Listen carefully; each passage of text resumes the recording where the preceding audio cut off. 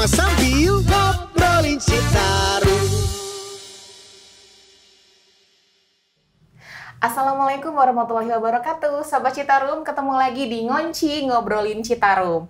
Hari ini sejujurnya senang banget karena kita ada di sebuah toko. Nah, sama Teh Siska nih ya, pemilik toko Nol Sampah. Teh, ceritain dong apa sih bedanya toko Nol Sampah sama toko-toko yang lain? Mangga.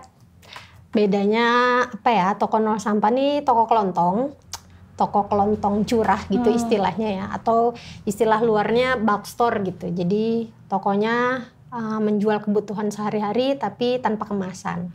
Mungkin itu yang ngebedain toko kelontong ini dengan toko kelontong konvensional yang biasa kita lihat gitu sehari-hari. Jadi tidak disediakan ini ya teh plastik ya? Ya, barang-barangnya tidak berkemasan. Terus aku juga nggak nyediain kantong plastik.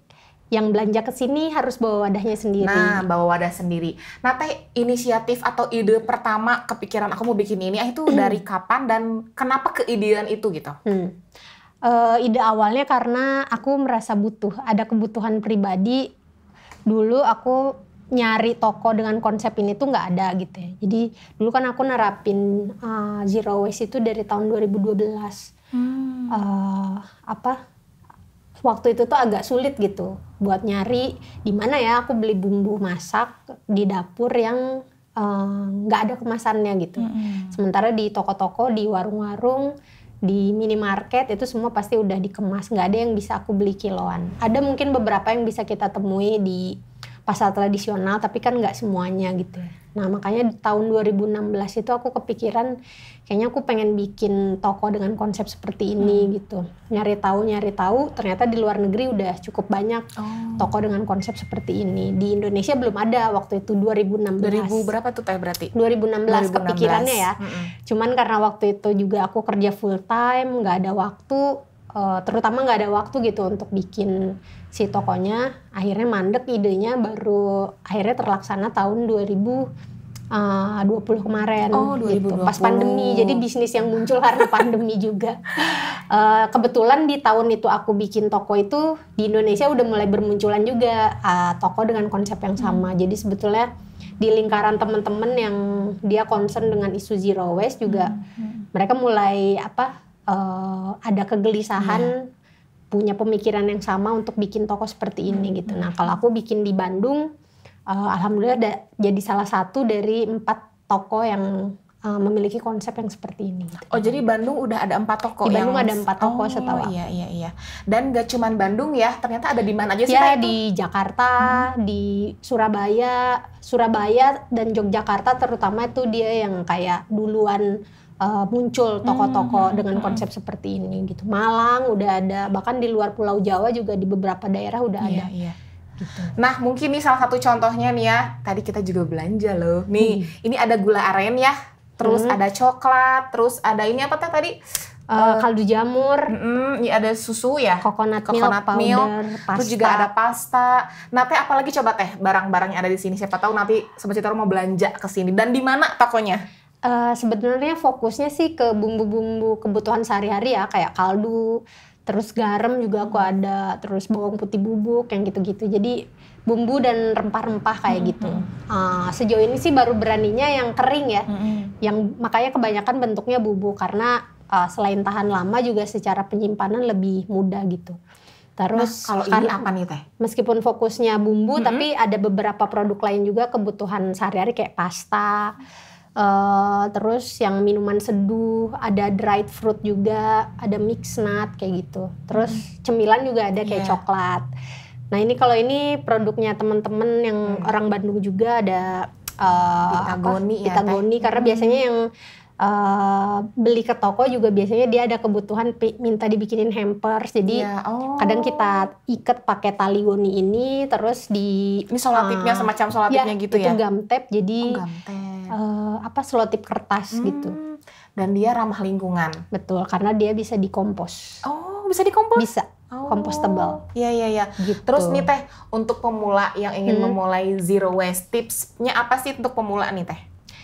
Nah sebelum ke situ sebenarnya kemunculan toko ini juga sebenarnya untuk memfasilitasi teman-teman yang baru ingin memulai gaya hidup zero waste gitu ya. Waktu itu pas aku bikin toko ini, ide awalnya karena dulu aku merasa sendiri, terus kayak nggak pede kan mau belanja tanpa kemasan gitu, bawa wadah sendiri. Nah di toko ini justru lewat toko nol sampah, orang-orang justru didorong untuk bawa wadah sendiri. Kalau nggak bawa wadah suruh pulang. Enggak deng.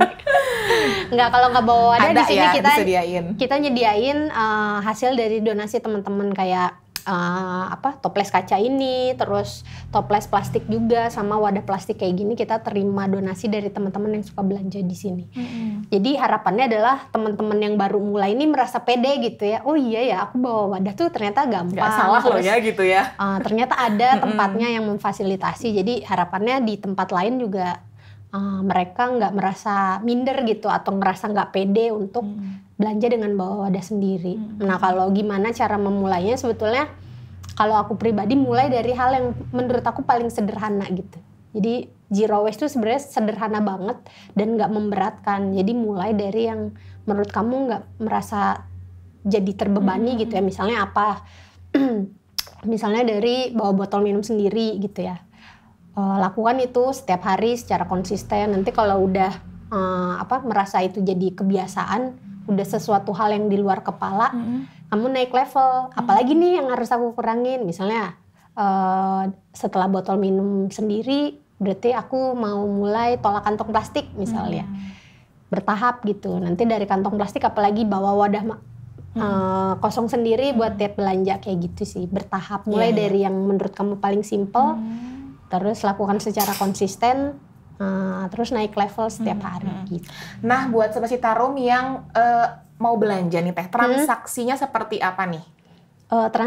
Transaksinya sederhana sih, teman-teman bawa wadah ke sini, nanti timbang kebutuhannya sesuai yang teman-teman perlu. Nanti pembayarannya bisa cash atau bisa pakai QRIS tuh, atau transfer. Ya, kalau sekarang serba gampang ya.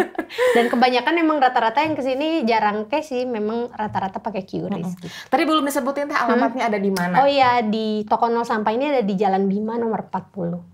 Di Bandung ya teman-teman ya.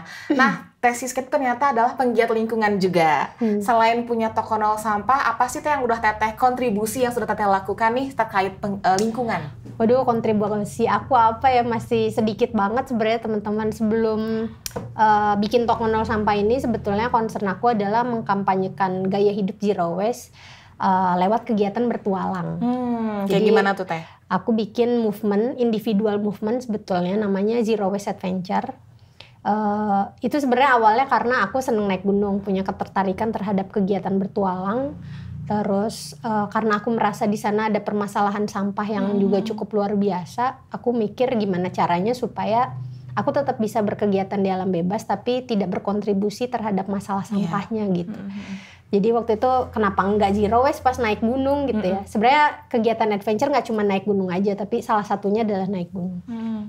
Jadi kampanye sederhana, aku melakukan kegiatan di alam bebas tapi nggak menghasilkan sampah sama sekali. Dan itu aku tulis perjalanannya dalam buku dengan judul yang sama, Zero Waste Adventure. Dan udah ada bukunya nih. Nih, Zero Waste Adventure. Ekspedisi pendakian 5 gunung tanpa menghasilkan sampah. Ini bikinnya tahun berapa? Terus pengalaman paling seru nih Teh selama bikin buku atau selama naik gunungnya deh? Ini aku mulai si movement ini dimulai tahun 2013. Ekspedisi Nol Sampah ini mulai 2013. Waktu itu sebenarnya tanpa misi apapun gitu ya, aku cuman pengen membuktikan dan menjawab sama diri sendiri bahwa bisa nih sebenarnya naik gunung tanpa menghasilkan sampah. Dulu misinya sesederhana itu. Tapi ternyata setelah aku melakukan perjalanan itu, banyak orang yang tertarik buat nyari tahu gitu, ini gimana sih Teh, aku juga punya kegelisahan yang sama. Akhirnya terjadi banyak diskusi dengan banyak orang, aku pikir kenapa enggak dibikin buku gitu. Meskipun ekspedisinya itu 2013 sampai 2015, bukunya baru terbit 2017. Berarti prosesnya 4 tahunan ya? Ya, sebenarnya nulisnya mah cuma 3 bulan lah. Cuman apanya tuh Teh yang lama? Yang lama ngelamunnya. Oh, ngelamunnya. Iya. Kalau dipikir-pikir nulisnya itu paling cuma 3 bulan, terus proses ke penerbit juga. 2017 itu aku terbitin secara indie. Jadi terbit secara via apa indie. Tuh, Teh? langsung cetak secara indie, jadi bukan penerbit besar. Nah 2019 baru dilirik sama penerbit, diterbitkan ulang tahun 2019 gitu. Sebetulnya motivasi aku melakukan ini awalnya tadi kan untuk ngejawab kegelisahan pribadi, tapi setelah ternyata banyak orang yang merespon dan ingin juga melakukan hal yang sama, motivasi aku dari situ akhirnya kedepannya jadi apa ya, si kegiatan bertualang ini jadi metode buat aku untuk mengedukasi teman-teman, terutama generasi muda yang dia punya ketertarikan, punya awareness sama isu lingkungan, tapi belum tahu mereka harus mulai dari mana gitu. Jadi pintu masuknya aku kira adventure tuh cukup efektif gitu untuk memperkenalkan isu ini sama mereka. Itu komunitas kah atau gimana teh? Enggak, individual movement aja. Jadi awalnya sendiri berarti ya? Jadi aku melakukan ini tidak bawa komunitas atau organisasi apapun, karena tadi misi awalnya ya udah cuman jalan ngebuktiin gitu ya, oh ini bisa gitu dari situ. Makanya karena misinya dari awal seperti itu, aku nggak punya motif apapun, meskipun banyak teman-teman yang jadiin komunitas dong dan sebagainya. Pengen ikutan mungkin ya, ada yang orang lain. Nah aku pikir kalau kayaknya cuma di Indonesia aja ya sebuah gerakan itu harus jadi komunitas atau organisasi, kayaknya cuma di Indonesia. Kalau di luar negeri banyak banget orang-orang yang seperti itu ya. Dia melakukan gerakan tanpa harus embel-embel organisasi ya bisa jalan. Nah aku tuh motivasinya dari awal kayak gitu dan aku jaga seperti itu. Kalaupun siapapun yang mau menerapkan hal yang sama itu bisa, tinggal dibawa ke organisasinya. Mereka mau nerapin zero waste dalam kegiatan atau programnya misalnya ya sangat bisa, karena zero waste sebetulnya kan gerakan yang global ya.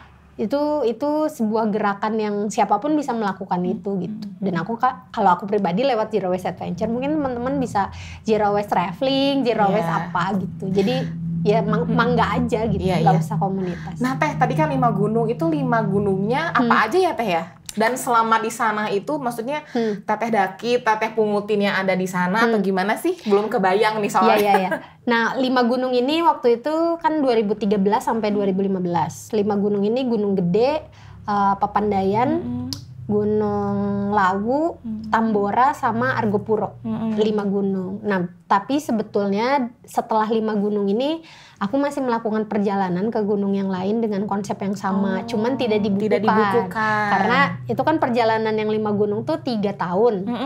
Terus menurutku kelamaan kalau nunggu aku naik gunung yang lain dan entah kapan beresnya kan. Jadi udah nulis dulu aja 5 gunung gitu. Sebenarnya di luar itu masih banyak. Konsepnya seperti apa? Konsepnya sebenarnya sederhana. Aku tidak membawa semua perbekalan dan peralatan yang berpotensi jadi sampah. Jadi kalau biasanya pendaki pada umumnya itu bawa perbekalannya mie instan, gitu-gitu ya. Makanan kaleng, makanan kemasan, permen yang dibungkus kecil-kecil. Pokoknya aku nggak bawa itu semua. Gantinya aku bawa buah-buahan, sayur-sayuran, makanan yang bisa aku temukan tanpa bungkus plastik.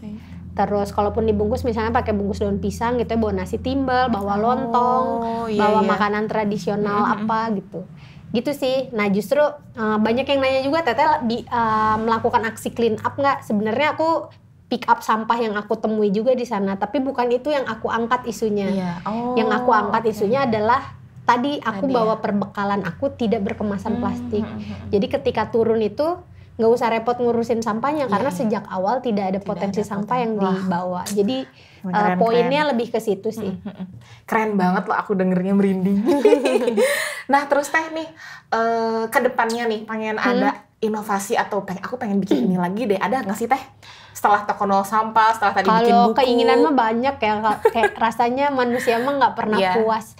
Tapi saat ini aku sih concernnya di toko nol sampah dulu. Aku pengen fokus ngembangin toko ini karena usianya juga belum tua ya. Toko ini baru 2 tahun ya teh berarti ya? Belum sampai 2 tahun malah. Bulan September itu baru 2 tahun. Ini baru 1,5 tahun. Jadi aku mau selama beberapa tahun ke depan mungkin akan fokus ngembangin toko ini.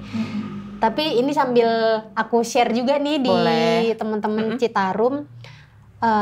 Misi aku sejak awal ketika membuat toko ini adalah toko ini akan segini aja. Maksudnya aku tidak berambisi untuk menjadikan toko ini besar atau punya cabang gitu ya. Karena apa? Karena aku percaya ekonomi sirkular itu bisa tumbuh dari bisnis-bisnis kecil yang saling mendukung bisnis kecil lainnya gitu. Ketika itu dibikin jadi besar, akan lebih rumit gitu distribusi distribusi produknya, ya, akan lebih banyak kemasan plastik yang terlibat gitu. Makanya si bisnisnya ini memang dibikin kecil dan aku akan menjaga ini tetap gitu. Tapi insya Allah sih pengen langgeng gitu, sampai kalaupun akunya nggak ada, tokonya tetap ada gitu. Mungkin akan merambah ke barang-barang yang lain ya Teh? Ya kalau produksi terus dikembangin ya. Cuman dari segi supplier emang aku nyarinya yang kalau memungkinkan itu semuanya dari Bandung. Tapi kalaupun enggak ya nyari supplier yang punya visi dan misi yang sama. Sejauh ini sih udah cukup banyak ya supplier atau produsen produk yang dia memang punya keinginan untuk pengen ngejual produknya tanpa kemasan plastik nih. Ada beberapa produk di sini yang si suppliernya sebetulnya dia jual dengan kemasan, tapi khusus di toko ini dia nggak pakai kemasan gitu. Gitu jadi mau gitu ya, seperti itu gitu. Ada yang begitu ya? Justru itu yang aku temukan setelah bikin toko ini tuh ya, nggak cuman ngedukasi si konsumen yang belanja ke sini, tapi produsen atau suppliernya juga mereka jadi punya wadah nih. Kemana mereka ngejual produk mereka yang yang bisa tanpa kemasan gitu. Nah sekarang kan ada bisa toko nol sampah memfasilitasi itu gitu, atau toko-toko dengan konsep sejenis ini yang bisa memfasilitasi. Jadi saling support sih. Dan memang rata-rata produsen atau suppliernya ya produsen kecil, bukan produsen yang konvensional. Jadi memang saling support ya. Dari 4 toko itu pun saling kenal dong Teh berarti yang di Bandung. Masih di komunitas yang sama lah istilahnya, karena kita semua punya visi misi yang tujuan yang sama ya, pengen sama-sama ngebangun sistem ekonomi sirkular, terus pengen ngasih solusi buat warga kemana mereka bisa berbelanja tanpa kemasan kayak gitu. Jadi kalau aku ngelihatnya sih kita nggak saling bersaing, justru saling support satu sama lain. Nah Teh, kalau seperti ini kita ke pasar tradisional, kan pasti banyak banget ibu-ibu rumah tangga atau siapalah wargi gitu. Nah gimana sih Teh supaya kalaupun ke pasar, tapi untuk mengurangi sampah nih Teh gimana coba? Nah ini banyak banget sih teman-teman yang share juga kalau ke pasar tradisional tuh kadang agak sulit untuk ngehindarin kantong plastik dari penjualnya ya, karena biasanya mereka tuh otomatis gitu loh, kita mau nolak tuh udah kalah cepet sama kecepatan tangannya ngambil kantong plastik. Nah justru zero waste itu sebenarnya bukan anti plastik, tapi kita bagaimana caranya meminimalisir penggunaan plastik sekali pakai. Jadi kalau aku sih tipsnya buat teman-teman yang masih sering belanja ke pasar tradisional, teman-teman bisa bawa kantong kain, tapi nggak harus kantong kain yang bagus. Justru teman-teman juga bisa manfaatin kantong plastik yang udah ada di rumah. Jadi misalnya di rumah nih udah bikin list, ada daftar belanjanya mau belanja apa aja. Misalnya ada 5 jenis sayur yang mau dibeli, bawa 5 kantong plastik berarti. Nanti pas di tukang sayurnya, pas mau pilihin wortel tuh misalnya, langsung keluarin plastik yang udah kita bawa. Itu insya Allah dijamin si emangnya nggak akan protes, karena dia ngelihat masih ada kantong plastik dalam transaksi jual belinya, gitu. Jadi itu akan mempermudah kita dalam nerapin gimana caranya meminimalisir sampah. Meskipun masih pakai kantong plastik nih, tapi kan kantong plastik yang ada di rumah. Jadi nggak bertambah ya. Nah itu, jadi minimal nggak nambah dan kita manfaatin yang ada di rumah. Nggak usah beli kantong kain baru, pakai aja yang ada. Masalahnya dengan kantong kain kalau konteksnya di pasar tradisional adalah si tukang jualannya biasanya, aduh sayang Neng, kantongnya nanti kotor. Nah bener alasannya tuh. pasti itu. Iya benar-benar. Untuk menghindari terjadi percakapan itu adalah bawa kantong plastik sendiri. Itu sih tips yang biasanya aku share sama ibu-ibu terutama ya, kumaha Neng caranya gitu. Nah biasanya aku suruh itu, pakai aja kantong plastik jadi sendiri. penjualnya udah no comment ya, udah ada plastik gitu ya. Nggak akan komentar apa-apa, beneran. Paling kalaupun komentar, tos nyandak kantong plastiknya Lira, karena gitu. Nah bisa dicoba ya Sobat Citarum. Nah terakhir nih Teh, closing statement dari Teteh sebagai penggiat lingkungan dan juga buat Sobat Citarum apa nih Teh, silakan. Apa ya, nerapin zero waste tuh banyak yang merasa sulit gitu ya, banyak yang ngerasa berat karena kayaknya aduh gila idealis banget gitu. Padahal sebetulnya meminimalisir sampah tuh memudahkan kita, sangat memudahkan kita. Gaya hidup zero waste tuh membawa kita kembali ke budaya lama sebetulnya. Jadi mulainya pelan-pelan aja kalau teman-teman ingin memulai gaya hidup meminimalisir sampah. Mulai pelan-pelan, mulai secara konsisten, insya Allah nanti seiring waktu teman-teman gak akan kerasa tahu-tahu udah sebanyak ini nih sampah yang aku hindari gitu aja sih. Teh kalau pengen dapat bukunya nih gimana nih Teh? Bukunya saat ini masih ada beberapa piece lagi di toko Nol Sampah, teman-teman bisa langsung ke toko Nol Sampah. Tapi kalau di sini udah habis, teman-teman juga bisa cari di toko buku Gramedia. Nah, udah ada di Gramedia. Siapa tahu kan bukunya jadi menginspirasi ya untuk zero waste dari alam ya. Kalaupun yang nggak mau buku fisik, itu ada e-booknya juga di Gramedia. Ada e-booknya juga. Nah, segitu dulu nih Teh, hatur nuhun pisan pembicaraan kita ya. Seneng banget hari ini didatengin teman-teman dari aku juga seneng karena aku hobi belanja soalnya. Apalagi buat kebutuhan rumah ya, kepake banget buat di dapur. Nah, segitu dulu Sobat Citarum pembicaraan kita hari ini di Ngonci hari ini. Buat Sobat Citarum yang mau langsung belanja, datang aja di sini ya Teh. Di jalan apa Teh tadi? Jalan Bima nomor 40. Atau bisa cek di Instagramnya @toko_nol sampah. Atur nuhun Sobat Citarum, assalamualaikum warahmatullahi wabarakatuh.